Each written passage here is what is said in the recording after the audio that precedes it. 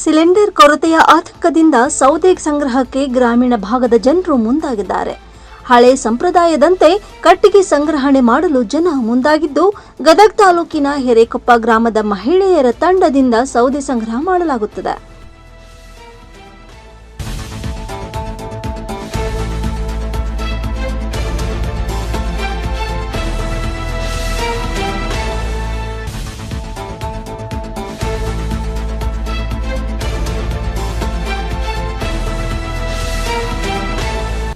Cylinder book ಮಾಡಿದ್ರೆ 20 ದಿನ ಆಗುತ್ತಿದ್ದು, ಸಮರ್ಪಕವಾಗಿ ಸಿಲಿಂಡರ್ ಸಿಗದ ಹಿನ್ನೆಲೆಯಲ್ಲಿ ಕಟ್ಟಿಗೆ ಸಂಗ್ರಹ ಮಾಡುತ್ತಿದ್ದಾರೆ.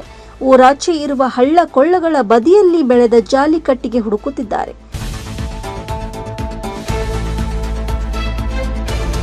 ಉಳ್ಳವರು ಟ್ರ್ಯಾಕ್ಟರ್ ಮೂಲಕ ಕಟ್ಟಿಗೆ ಕೂಡಿಸುತ್ತಿದ್ದಾರೆ. ಆದರೆ ಬಡ ಕುಟುಂಬಗಳು ಹಳ್ಳ ಕೊಳ್ಳಗಳಿಗೆ ಹೋಗಿ ಕಟ್ಟಿಗೆ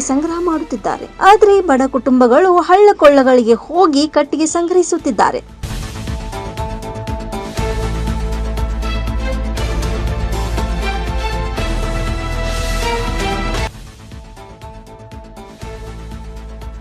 ರೈಸ್ ಆಫ್ ನ್ಯೂಸ್, ಗದಗ್.